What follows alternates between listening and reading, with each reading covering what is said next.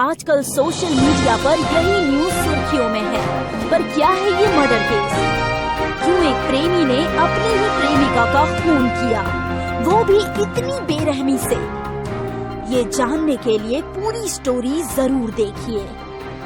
मुंबई के उपनगर वसई में रहने वाली 24 वर्षीय श्रद्धा वालकर बहुत ही मॉडर्न सोच वाली लड़की थी। सुन श्रद्धा, तुझे देखने कल लड़के वाले आ रहे हैं। लड़का अपने पहचान वाला है और अच्छा खासा कमाता है। मुझे शादी वादी नहीं करनी। शादी नहीं करेगी तो क्या जिंदगी भर कुंवारी रहेगी? करूंगी, पर अपने पसंद के लड़के से। स्वभाव से मुंह फट और हाजिर जवाब थी श्रद्धा।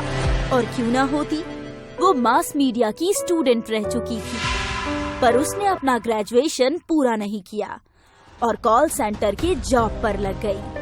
श्रद्धा ने बम्बल नाम के डेटिंग ऐप पर रजिस्टर किया। इस डेटिंग ऐप के जरिए श्रद्धा आफ्ताब के संपर्क में आ गई।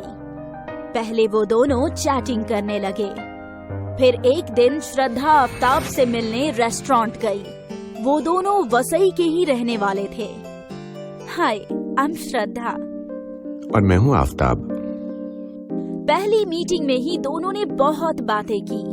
श्रद्धा को आफ्ताब अच्छा लगने लगा। इसके बाद दोनों अक्सर मिलने जुलने लगे। कुछ महीनों बाद दोनों एक ही ऑफिस में जॉब करने लगे। वो रोज मिलते, बातें करते और उन दोनों का प्यार गहरा होता जा रहा था। I love you. I love you too. इसके बाद पालघर के नाईगांव एरिया में दोनों ने एक फ्लैट किराए पर ले लिया और एक साथ रहने लगे, लिव इन रिलेशनशिप में। श्रद्धा को लग रहा था कि ये लम्हे उसकी जिंदगी के बेहतरीन लम्हों में से एक हैं। वो अपने सपनों की जिंदगी जी रही थी। वो खुश थी। दोनों एक साथ रहते और ऑफिस भी एक साथ ही जाया करते थे। ऑफिस में श्रद्धा जब भी किसी मेल कोलीग के साथ बात करती तो आफ्ताब पॉसेसिव हो जाता था। क्या बोल रहा था वो? कुछ नहीं, यूं ही जोक मार रहा था। मेरे जोक पर तो तुम हंसती तक नहीं, और इसके जोक मारने पे इतने जोर से ठहाके मार के हंस रही थी। सब समझता हूँ मैं। ओह, मेरे बेबी को जलन हुई। हाँ, होगी ना, क्यों ना हो। शुरू में श्रद्धा को ये सब क्यूट लग रहा था। उसे लगा थोड़ा पॉसेसिव होना अच्छा है, पर आफ्ताब का शक बढ़ता जा रहा था। एक दिन श्रद्धा अपने दोस्तों के साथ बीच पर गई थी। तभी उसे आफ्ताब का कॉल आया। कहाँ हो तुम? दोस्तों के साथ बीच पे हूँ। मुझे तो बोल कर गई थी कि घर जा रही हो और दोस्तों के साथ बीच पर पहुँच गई। अभी वीडियो कॉल करो और तुम्हारा GPS लोकेशन भी भेजो। क्या? श्रद्धा ने फोन कट कर दिया और तुरंत आफ्ताब ने वीडियो कॉल किया। श्रद्धा चिढ़ चुकी थी, पर फिर भी उसने वीडियो कॉल उठा लिया। देखो, मैं अपनी सहेलियों के साथ हूँ और यहाँ पर कोई सीन मत करो। आफ्ताब ने वीडियो कॉल पर देखा तो आसपास बस श्रद्धा की सहेलियाँ थी। उसने फोन कट कर दिया। इसके बाद दोनों के बीच बहुत झगड़ा हुआ। बात यहाँ तक आ गई कि आफ्ताब ने श्रद्धा पर हाथ उठाया।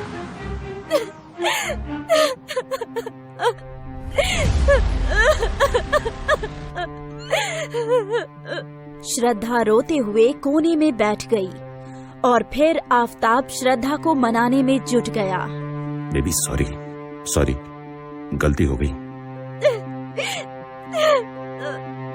बहुत देर तक आफ्ताब श्रद्धा को मनाता रहा और आखिर वो मान ही गई।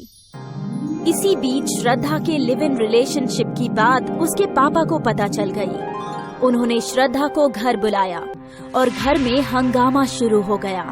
लोगों को पता चलेगा कि तू उस मुसलमान लड़के के साथ रहती है तो लोग हमारे चेहरे पर कालीख पोत देंगे। पर पापा, दुनिया बदल गई है और अब ये सब कॉमन है। और वैसे भी मैं 24 साल की हूँ और मुझे अपने डिसीजन खुद लेने का हक है। श्रद्धा की माँ ने उसे एक जोर का तमाचा जड़ दिया। इतनी बड़ी नहीं हुई है तू कि अपने पापा को उल्टा जवाब दे। हमारी ही गलती है कि तुझे इतनी आजादी दी। पहले ही तेरी शादी करवा देनी चाहिए थी, लेकिन कोई नहीं, अब तू उसी से शादी करेगी जिससे हम चाहें। नहीं, मैं आफताब से बहुत प्यार करती हूँ और उसी के साथ रहूंगी, उसी के साथ शादी करूंगी। मैं भी देखती हूँ कि तू उससे कैसे शादी करती है। श्रद्धा की माँ ने गुस्से में श्रद्धा को और तमाचे मारे। अगर मुझ पर जबरदस्ती की ना तो मैं पुलिस स्टेशन में तुम दोनों के खिलाफ कंप्लेंट कर दूंगी। हमें पुलिस स्टेशन लेकर जाएगी? हाँ? श्रद्धा की माँ उसे मारे जा रही थी। उसके पापा ने उन्हें रोक लिया। कोई फायदा नहीं इसे मार के। ये अपने माँ बाप को पुलिस स्टेशन ले जाएगी, वो भी उस मुसलमान लड़के के लिए। जा, तू यहाँ से चली जा। इस घर में फिर कभी लौट कर मत आना। पर वर कुछ नहीं, उसे जाने दो, वो बहुत बड़ी हो गई है। इस झगड़े के बाद श्रद्धा ने अपना सारा सामान समेटा और नाईगांव आ गई। आफताब भी सोच रहा था कि उन्हें क्या करना चाहिए। हमें ना मुंबई छोड़ देनी चाहिए। यहाँ से दूर रहेंगे तो हमारे घर वाले हम तक नहीं पहुँच पाएंगे। पर हम जाएंगे कहाँ? दिल्ली। कुछ महीने पहले मुझे वहाँ से जॉब ऑफर हुई थी। तुम्हें भी वहाँ कोई ना कोई जॉब मिल ही जाएगी। हाँ, यहाँ रहकर झगड़ने से तो अच्छा है कि हम दूर रहें। आफताब और श्रद्धा ने मन बना लिया था कि वो मुंबई छोड़कर दिल्ली चले जाएंगे। कुछ ही दिनों में दोनों दिल्ली के लिए निकल पड़े। श्रद्धा सोच ही रही थी कि उसकी आगे की जिंदगी बेहतर हो जाएगी, पर उसे कहाँ पता था कि दिल्ली जाकर उसकी जिंदगी बदतर होगी। आगे क्या हुआ, आफताब और श्रद्धा की लव स्टोरी कैसे मर्डर मिस्ट्री बनी, ये जानने के लिए देखते रहिए। आफताब और श्रद्धा दिल्ली पहुँचे और यहाँ उन्होंने पहले से ही एक घर किराए पर ढूंढ रखा था। दिल्ली में दोनों का नया सफर शुरू हो गया। अब सब कुछ ठीक हो जाएगा। हम दोनों की जिंदगी बहुत अच्छी होगी। हाँ, I love you Shraddha. I love you too. Delhi में भी दोनों लिव इन रिलेशनशिप में रह रहे थे। आफताब अपने जॉब पर जाने लगा और श्रद्धा भी इंटरव्यू देने लगी। कुछ ही हफ्तों में श्रद्धा को भी जॉब मिल गई। श्रद्धा खुश थी, उसे लग रहा था कि सब कुछ सही हो रहा है। आफताब श्रद्धा को दिल्ली के अलग अलग जगह घूमने ले जाया करता था। कुछ दिनों तक उनकी जिंदगी बहुत अच्छी कटी।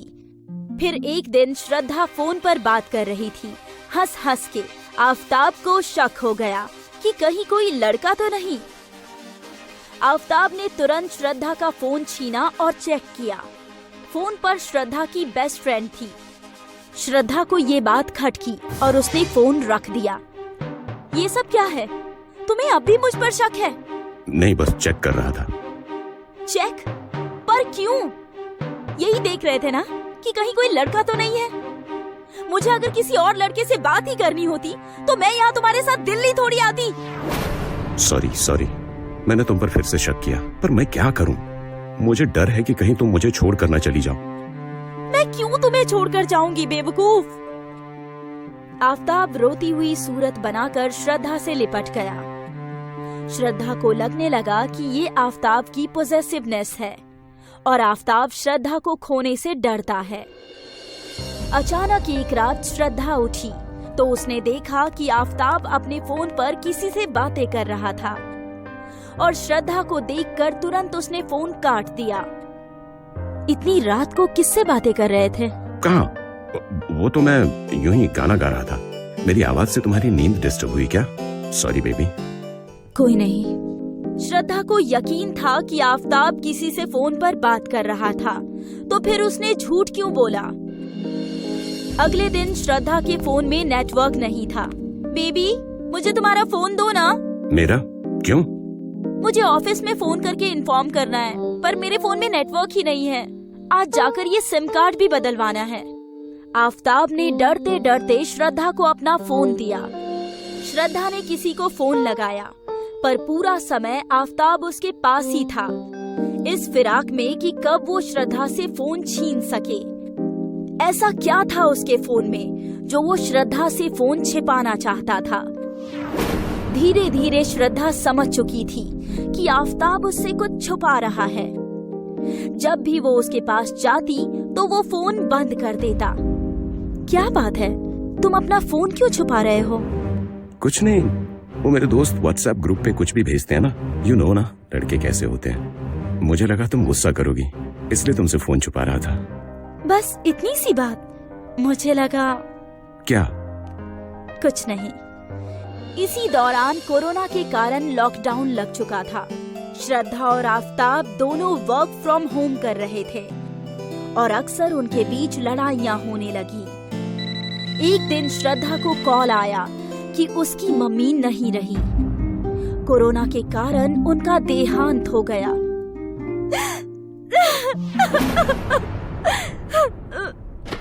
अगले ही दिन श्रद्धा मुंबई आई।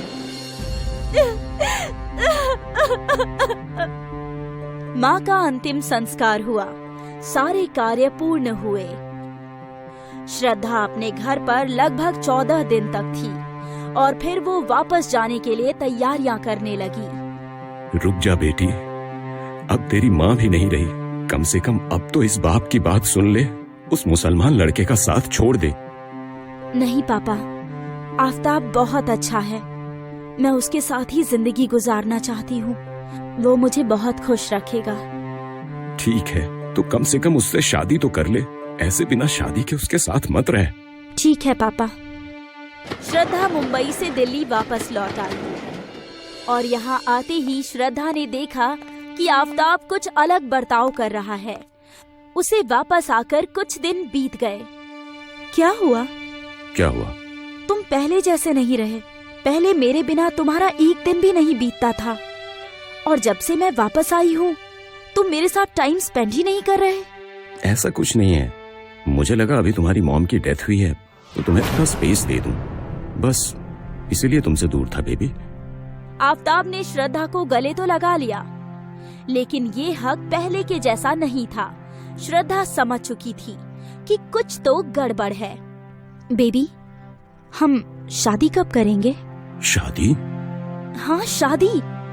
हम कब तक यूं ही एक साथ रहेंगे? हमें कभी ना कभी शादी तो करनी होगी ना? हाँ कर लेंगे, अभी हमारी उम्र ही क्या है। मेरे सारे छोटे कजिन्स की शादियां हो चुकी हैं और मैं बड़ी हूँ उनसे। अच्छा, तुम्हें देखकर कौन बोलेगा कि तुम उनसे बड़ी हो?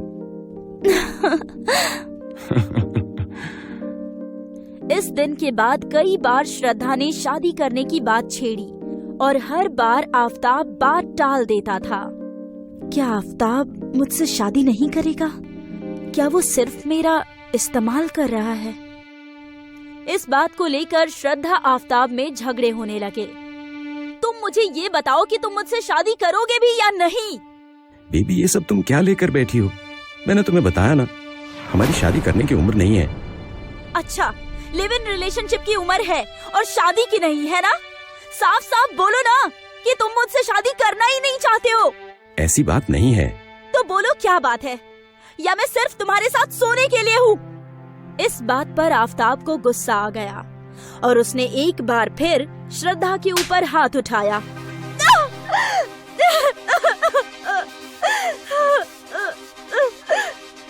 श्रद्धा ने क्यों अपने आप को इस टॉक्सिक रिलेशनशिप में बांध रखा था? वो क्यों आफताब से शादी करना चाहती थी? ये एक बहुत बड़ी उलझन है। मॉडर्न ख्यालों वाली श्रद्धा चाहती तो इस रिलेशनशिप का अंत कर सकती थी, पर उसने ऐसा क्यों नहीं किया? ये जानने के लिए देखते रहिए।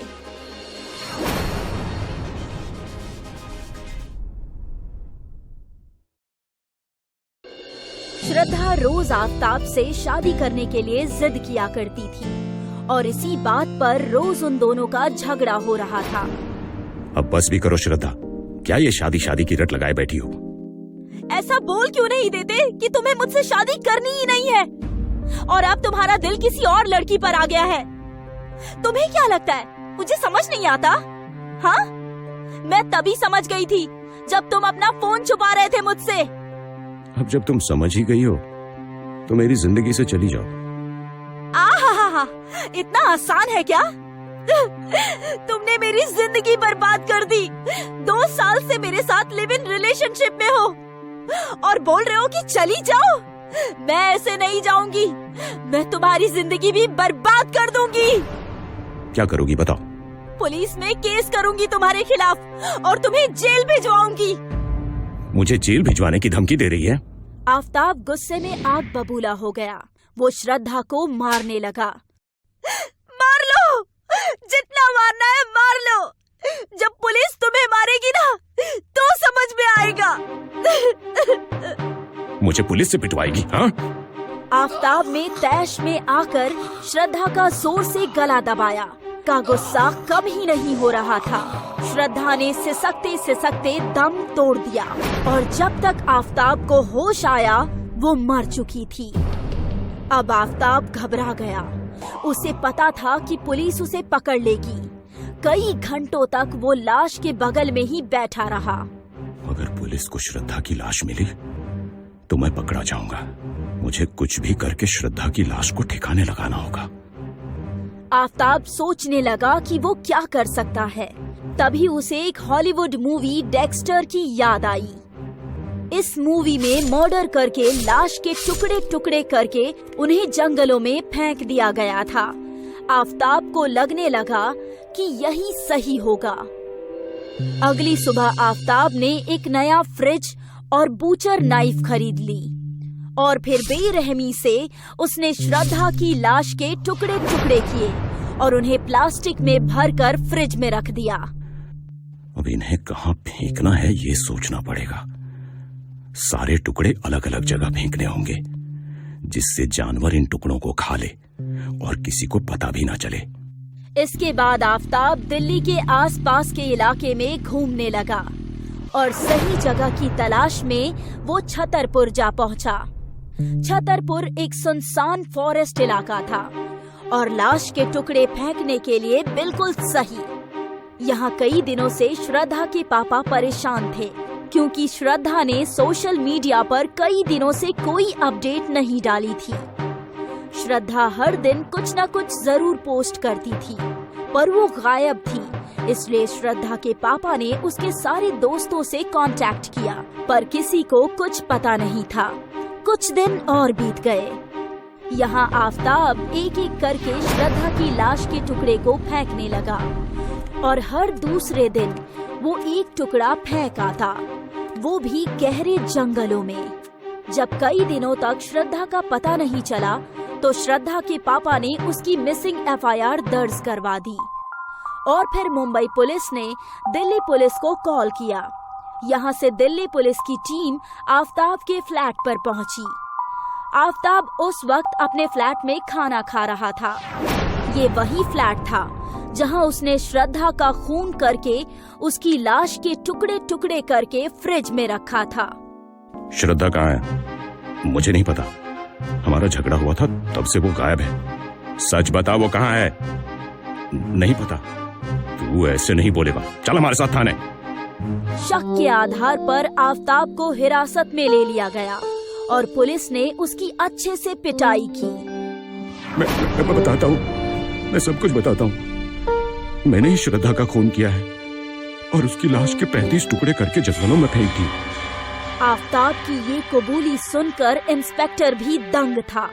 आफताब ने पुलिस वालों को बताया कि श्रद्धा शादी करने की जिद कर रही थी और इसी वजह से उनके बीच झगड़े होने लगे और गुस्से में आफताब ने श्रद्धा का गला दबा दिया और वो मर गई। और वो जेल नहीं जाना चाहता था, इसलिए उसने श्रद्धा की लाश के 35 टुकड़े कर दिए और उन्हें एक एक करके जंगलों में फेंक दिया। अपनी प्रेमिका को काटते वक्त तेरे हाथ नहीं कांपे? और तू उस घर में रह कैसे रहा था? अगर मैं भागता तो पुलिस मुझे ढूंढ ही लेती। मैंने सोचा मैं वहीं रहूंगा तो मुझ पर ज्यादा शक नहीं जाएगा। पुलिस ने आफताब की कबूली पर उसके नाम पर मर्डर केस दर्ज किया। सोशल मीडिया के जरिए ये न्यूज आग की तरह पूरे देश में फैल गई। किसी को विश्वास ही नहीं हो रहा था कि कोई प्रेमी अपनी प्रेमिका का खून करके उसके 35 टुकड़े कर सकता है। लोग श्रद्धा के पिता को सहानुभूति दे रहे थे। मैंने कहा था तुझे श्रद्धा, वो लड़का तेरे लिए सही नहीं है। तुझे मेरी बात मान लेनी चाहिए थी बेटी। उस कमीने को मौत की सजा मिलनी चाहिए। श्रद्धा मर्डर केस ने पूरे देश का दिल दहला दिया था। प्यार पर लोगों का जो भरोसा था वो तोड़ दिया था। सब चाहते थे कि आफताब को जल्द से जल्द सजा मिले। अभी आफताब जेल में है। अब तक इस केस का फैसला नहीं हुआ है, पर उम्मीद है कि जल्द ही होगा। काश श्रद्धा अपने पापा की बात मान लेती और आफताब को छोड़ देती, तो आज शायद वो जिंदा होती।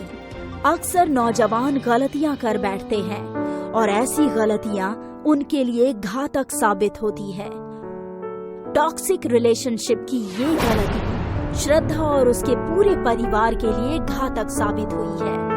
आप ऐसी गलती मत कीजिए।